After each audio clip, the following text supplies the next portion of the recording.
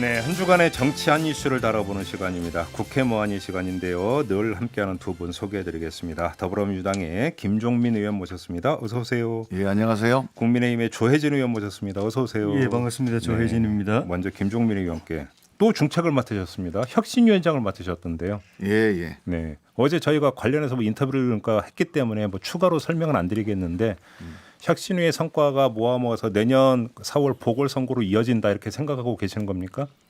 뭐 혁신위가 보궐선거를 준비하는 기구는 아니고요. 네. 근데 이제 혁신위가 혁신을 잘하면 선거에 우리 민주당에 또 보탬이 되겠다 네. 이렇게 생각을 합니다. 지금 그 말씀대로 그럼 내년 보궐선거에 공천을 한다는 말씀이시죠? 보궐선거 뭐 그다음에 대선 뭐 선거마다 우리가 혁신을 잘하면 국민들한테 표를 더 많이 네. 받는 거니까요. 네. 근데 이제 후보를 안 내면 혁신의 성과는 이야기할 필요가 없어서 한번 여쭤봤던 거고 내는 거죠? 더 이상 안 여쭤보겠습니다. 근데 지금 국민의힘 같은 경우는 재보궐 경선 대책위원회를 벌써 띄웁니까? 당 안팎에서 지금도 준비해야 된다는 이야기들이 많이 있었습니다. 네. 그래서 경선준비위원회도 출범을 시켰고 네. 그리고 그 재보궐선거 기획단도 아마 조만간에 발족을 하지 않을까 생각합니다. 그래요? 근데 뭐 지금 보도를 놓고 보니까 서울시장 출마자가 왜 이렇게 많아요? 희망자가. 그만큼 이제 역대 선거 때 비하면은 예. 한번 해볼 만하다 가능성이 있다고 생각하는 분위기 또 그렇게 생각하시는 분들도 많고 해볼 만하다는 건 이길 수 있다. 예. 그리고 이제 서울시장 또는 부산시장 감이 또 많다는 의미로도 저는 보고 있습니다. 그래요? 그러니까 좋은 서울시장, 좋은 부산시장 감. 그러니까 시장이 되면 서울시정, 부산시정을 잘 할 수 있는 분들, 네. 네. 그런 분들이 다선, 중진, 초선 또는 원외까지 포함해서 네. 다른 때보다도 상당히 많이 지금 확보가 되어 있는 상태 같습니다. 근데 지금 조혜진 의원께서 그러니까 당 분위기를 전하면서 내년 보궐선거 해볼 만하다는 분위기라고 하는데 어떻게 받아들이십니까? 민주당 최고위원으로서.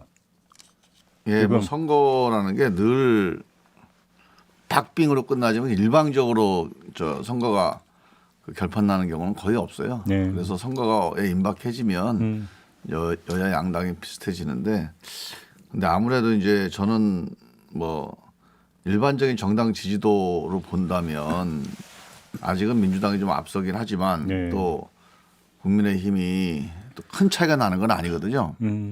그런데 이제 결정적으로 일을 맡긴다, 어떤 권한을 준다 이랬을 때 국민들이 이제 판단하게 되는 게 있어요. 네. 그럼 제일 가까운 게 이제 국민의힘이 과연 그 이명박 박근혜 정부 10년 동안의 그 과오에 대해서 탄핵까지 당했는데 그 과오에 대해서 반성하고 있느냐 또는 그거하고 다른 모습을 보여줄 수 있느냐 네. 저는 이 점이 이제 제일 큰 기준이 될 것 같은데 예. 그 점에서는 국민들 평가가 그렇게 후하지는 않은 것 같아요. 그 이야기 나온 김에 뭐 내년 재보궐선거 결과를 얘기하는 것은 제가 볼 때는 빨라도 너무 빠르고 예. 그 얘기까지 갈 필요는 없을 것 같고요. 다만 근데 이제 우리가 한번 이제 가늠자로서 이야기 요거는 좀 집중적으로 한번 오늘 얘기를 해봤으면 좋겠는데 지금 여론조사 결과로 나오고 있는 정당 지지도 있지 않습니까? 예. 일종의 흐름이 있기 때문에 그 얘기를 좀 해봤으면 좋겠는데 먼저 조혜진 의원께 제가 질문드리고 싶은 게 예. 뭔가 이걸 박스권이라고 표현을 해야 되는지 모르지만 국민의힘이 박스권을 치고 더 올라가는 게 아니라 빠지고 있다라는 지금 추이가 계속 나오는데 이걸 어떻게 당 안에서 어떻게 자가진단하고 있어요? 이 현상을. 사실 20대 그 국회 그리고 21대 총선 패배 거기가 어떻게 보면 저희로서는 바닥이었죠. 네. 그 이후에 비대위가 출범하고 하면서 조금씩 이제 상승하고 있는 상황이었고 네. 그런데 이게 워낙 길었기 때문에 그 바닥의 세월이 근 한 4년 이상 지속이 됐기 때문에 예. 이 바닥권을 뚫고 올라와 가지고 민주당을 제치고 우위를 점하고 예. 그 우세한 구도, 우위 구도를 굳히고 하는 데는 시간이 걸리죠. 그리고 노력도 많이 들어가야 되고 국민들이 좀 전에 우리 김정민 의원님 말씀하신 그런 탄핵이라든가 이런 정치적 심판을 우리 야당에 내릴 때는 또 그만한 이유가 있었고 그것이 저희로서는 이제 탄핵당하고 정권 뺏기고 지방선거 참패하고 또 총선까지 참패하면서 정말 혹독한 시련 심판을 민심의 심판을 거듭 당하고 있는데 이것에서 완전히 벗어나가지고 국민들로부터 거듭난 정당으로서 새로운 평가를 받고 수권 정당으로 믿음을 얻고 또 정권을 맡길 만한 단계까지 가기에는 시간과 노력이 좀 더 필요하고 어떻게 보면 지금은 약간 제 개인적으로는 숨고르기 하고 있다는 그런 느낌도 좀 듭니다. 숨고르기? 여기서 한 단계 이제 더 도약이 필요한 시기라고 보는 것이죠. 예. 김종민 의원님 어떻게 평가를 하세요? 저는 뭐 국민의힘의 그 그냥 본질적인 고민이 있다고 봐요. 어떤 점에서요? 그러니까 국민의힘이 이제 이렇게 되게 된 데는 대개 2012년부터 16년에 이르는 요 인구 구성의 변화가 되게 크다고 보거든요. 인구 구성? 예, 그 유권자 구성의 변화가 있는데 예. 대개 보면 이제 그 전에 2010년도 전에는 유권자 지형이 이렇게 됩니다. 20대부터 40대까지가 진보적인 정당에게 조금 우호적인 이런 그렇죠, 지형을 그렇죠. 보이고요. 그렇죠. 60대 이상은 보수 정당에게 조금 기울어져 있어요. 50대가 이 중간에 캐스팅 보트를 좌우하는 뭐 이런 양상들이 이제 그 전에 유권자 지형이었는데 네. 지난 10여 년 지나면서 좀 달라졌어요. 그러니까 20대부터 50대까지가 민주당 내지는 이 진보 쪽에 좀 유리한 지형을 보이고 있습니다. 과거 386으로 불렸던 세대가 50대로 진입하면서 그렇죠. 나타난 그러니까 현상이 민주화 이렇게 보시면- 세대가 50대가 되면서 특히 60대 초반으로 접어들면서 예. 이게 이제 그 세대 구성의 어떤 변화가 시작돼서 실제로 이제 국민의힘이 주로 60대 이상에서만 안정적인 지지를 확보하고 있고 그 60대 이하 세대에서는 예. 전체적으로 특히 40대, 30대 이런 경우에는 많이 이제 그 떨어지거든요, 지지도가. 그러면 사실은 이런 이 세대 구성의 유권자 구성의 변화에 맞춰서 네. 정당은 좀 변화해 줘야 되거든요. 근데 여전히 지금 국민의힘은 이 김종인 대표도 저는 약간 변화할 거라고 생각을 많이 했었는데 걱정도 많이 했어요. 그래서 근데 보면 여기도 역시 이제 강력한 좀 그 극렬 지지층 네. 혹은 60대 이상의 보수층, 강한 보수층 여기에 호소하는 그 정치를 계속 하고 있잖아요. 그래서 저는 그런 국민의힘이 이제 좀 선택을 해야 되는데 계속 이렇게 강한 지지층에만 호소해서 가기에는 폭이 너무 좁다는 거죠, 그게. 이건 구조적인 문제가 있다고 좀 지적을 해주시는데 조혜진 의원님 어떻게 받아들이세요? 그런 구조적인 문제 예. 있고요. 인정하십니까? 예, 있죠. 그리고 저 정치 환경도 여당이 권력기관들을 거의 다 장악하고 있고 네. 언론 환경도 여당 정부 여당이 압도적으로 지금 유리한 구도로 이제 재편이 되어버렸고 그런 상황에 또 이 패러다임 자체가 좀 바뀌었다고 봅니다. 그러니까 예전 같으면은 정부 여당이 잘못하면 그 반사이익이 바로 야당으로 오는데 그래서 어부지리를 또 얻기도 하고 그렇게 하는데 그 부분에 좀 변화가 있다고 봅니다. 그러니까 어떤 점에서 좀 더 풀어주신다면? 그러니까 정부 여당이 잘못하더라도 그거에 대해서 실망한 계층들이 바로 야당으로 옮겨오지 않고 중간층에 머물면서 관망하다고 하고 있다가 이른바 이제 무당파화 된다는 얘기죠. 예, 그 비율이 굉장히 커지고 그래서 야당이 잘하면 야당으로 옮겨오지만 네. 야당이 신통치 않은 모습을 보이거나 또는 여당이 또 반성하는 모습 보이면은 또 여당으로 다시 돌아가고 하는 그런 것이기 때문에 정부 여당이 잘못하는 것만 가지고 우리에게 기회가 올 걸 기대하거나 아니면 정부 여당이 잘못하는 것만 우리가 열심히 비판하면은 우리 쪽으로 여론이 또는 또 정치 헤게모니가 넘어올 걸로 기대해서는 저는 안 된다고 보고 있고 네. 잘못하는 건 정확하게 지적하고 민심을 대변해서 비판하고 해야 되지만 여당이 또 대한정당으로서 수권정당으로서 확실한 믿음을 국민들에게 주는 것이 굉장히 중요한 상황이 되어버렸다. 그래서 저희로서는 과거보다는 정부 여당을 비판하고 계속 공격만 하면은 기회가 오던 시절하고는 달라졌다는 걸 이제 느끼고 있기 때문에 저희로서는 좀 과제가 더 무거워진 셈이죠. 그럼 김종민 의원께 제가 좀 출가질문 조금 전에 이제 유권자 구성의 어떤 변화를 말씀해 주셨고 그런 상태에서 이제 그 어떤 관상으로 가면 안 되고 의식적으로 좀 바뀌어야 된다. 그럼 바뀐다는 게 결국은 이제 오히려 좌로 반클릭 이동 오히려 이쪽을 말씀하시는 것 같은데 자 그럼 여기서 안 여쭤볼 수가 없는 게 김종인 효과가 없다는 이야기냐 이걸 좀 진단을 해야 되는 거 아니겠습니까? 아니죠. 이제 김종인 효과가 있어서 한 10% 내지 7, 8% 정도가 올라갔어요, 지지율이. 효과가 예. 예.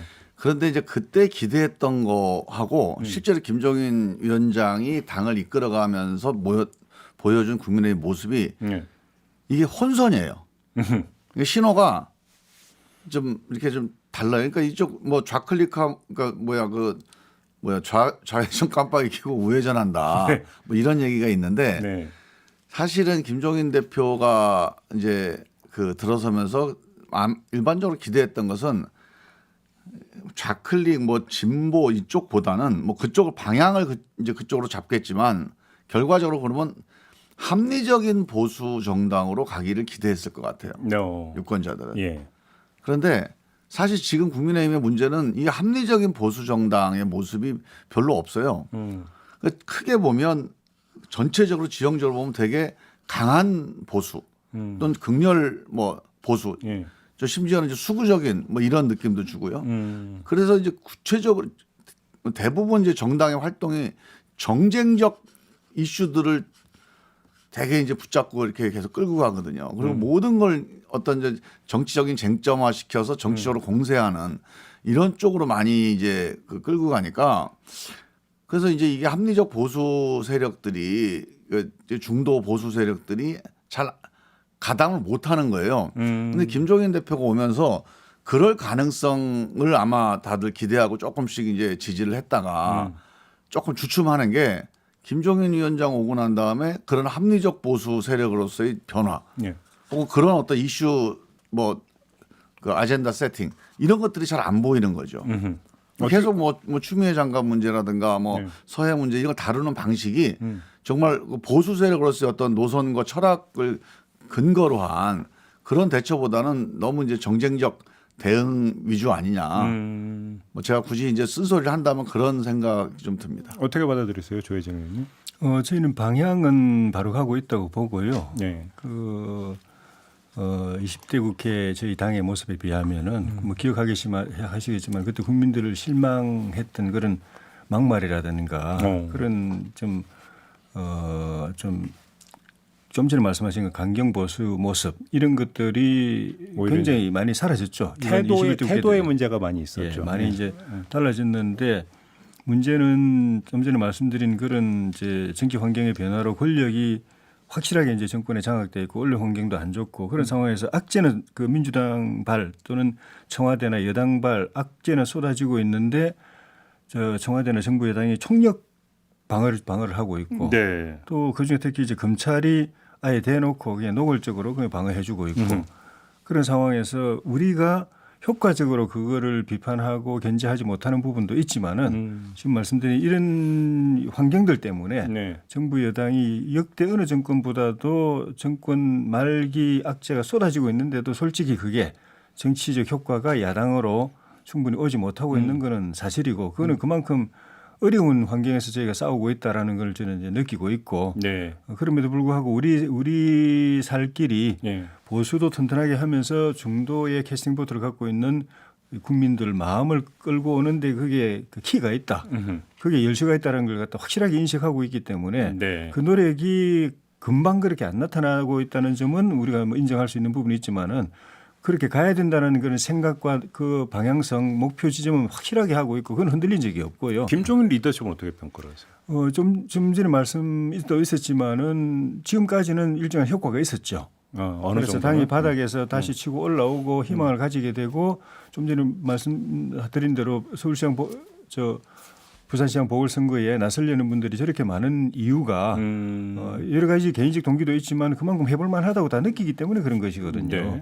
그 자체가 비대위 효과라고 볼 수 있는 거죠. 네. 그런데 비대위가 할 수 있는 일이 일정한 한계가 있을 수가 있기 때문에 네. 이 시기에서는 이제 다시 한번 도약하기 위해서는 새로운 심기 일전 또는 당 어떤 체제의 전환 또 체제 비대위와 그러니까 비대위와 우리 그 의원 그룹이 같이 이제 그 협업할 수 있는 팀워크할 수 있는 구도로의 전환 이런 것들이 좀 필요한 시점이라고 보는 비대위와 거죠. 의원이 뭔가 좀 겉돌고 있다는 지금까지는 얘기 여러 번 나왔죠. 비대위가 그 임시 지도부로서 위기에서 당을 탈출시키는데 좀 앞장서서 네. 선도적 역할을 했지만 이제는 팀 역량을 하나로 모아가지고 팀 플레이로 가도록 당 지도부 특히 김종인 비대위원장의 역할을 해줘야 될 시점 그걸 통해서 다시 한번 동력을 충전해서 도약을 해야 될 시점 그걸 와 있다고 보는 거죠. 민주당 질문도 좀 드릴게요, 김종민 의원님.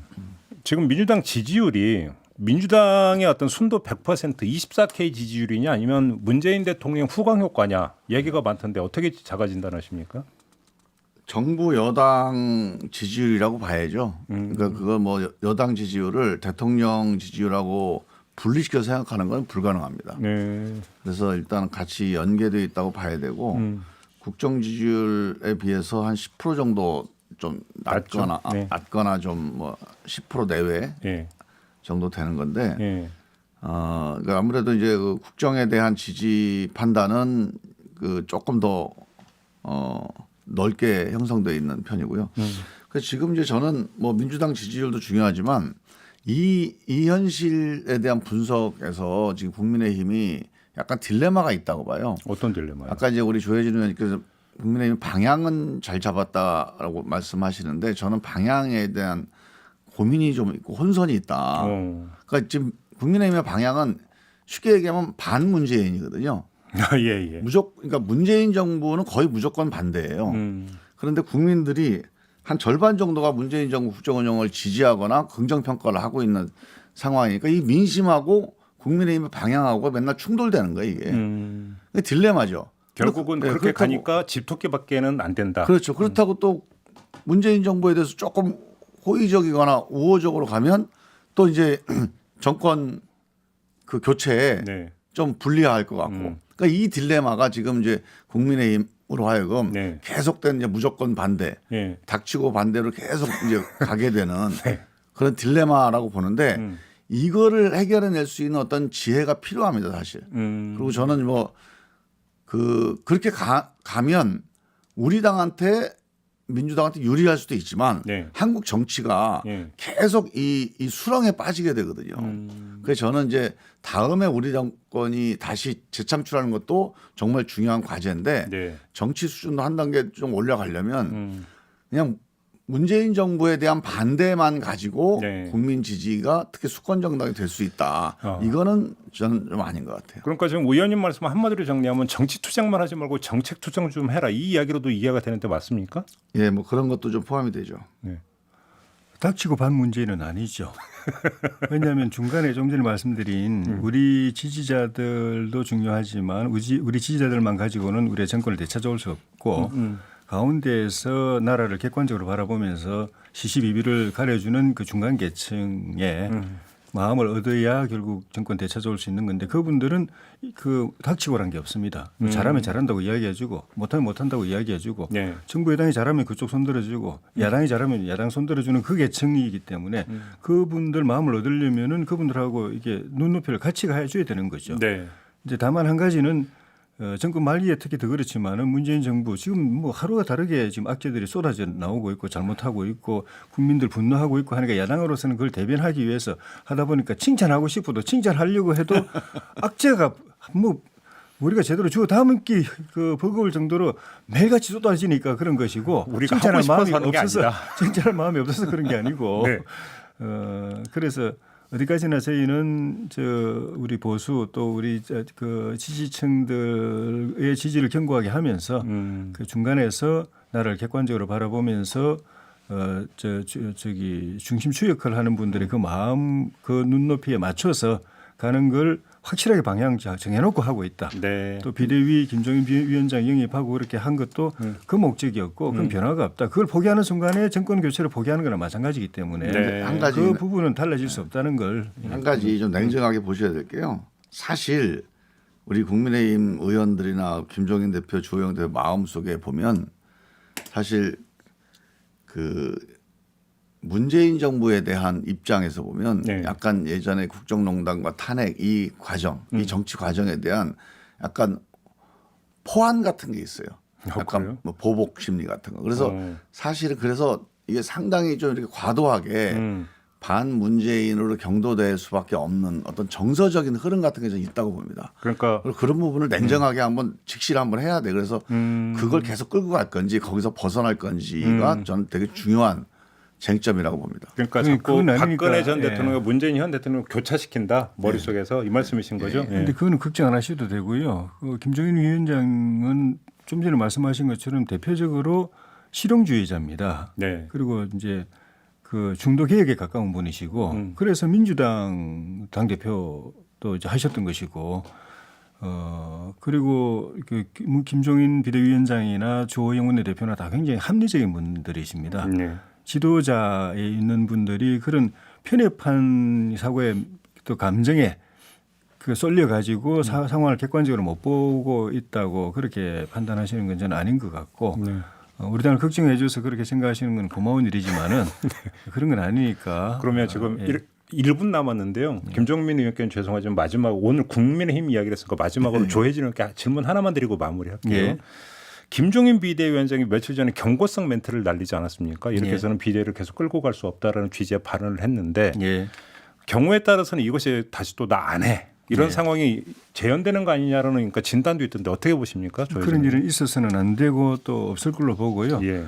이 시점에서 한 번쯤 당 안팎으로 워닝 경고음을 한번 울려줄 필요가 있었다고 보는 것 같아요. 의도적 경고다. 좀 전에 말씀드린 것처럼 지금은 이제 일단 조정기 숨고르기를 하고 다시 한번 도약을 해야 될 시점이거든요. 네네. 그래서 사실 우리가 바닥에 있다가 비대위 출범하면서 일정한 부분 이제 그 상승을 하니까 약간 그 긴장이 풀어진 측면도 없다고는 할 수 없습니다. 그래서 지금 다시 한번 도약하려면은 예. 심기일전해야 된다. 예. 다 각자가 다시 한번 각오와 결의를 다져야 되고 지금이 바닥이라고 생각하고 이 제로 베이스에서 시작한다고 생각하고 해야 된다라는 그런 각성 효과를 기대한 발언일 가능성이 좀 높다고 봅니다. 지지율 조금 오른다고 뭔가 다 된 것처럼 착각하면 그건 진짜 큰 착각이다. 예. 그런 차원에서 경고다 이렇게 지금 해석을 하신다는 말씀이에요. 예. 알겠습니다. 이야기하다 보니까 이제 국민의힘에 대해서 한번 얘기를 해보는데 나중에 한번 민주당에 대해서 또 집중 이야기하는 시간을 좀 따로 가져보도록 하고요. 오늘 국회 보안위는 이렇게 그러니까 마무리하도록 하겠습니다. 조혜진 의원, 김종민 의원과 함께했습니다. 고맙습니다, 두 분. 고맙습니다. 예, 감사합니다.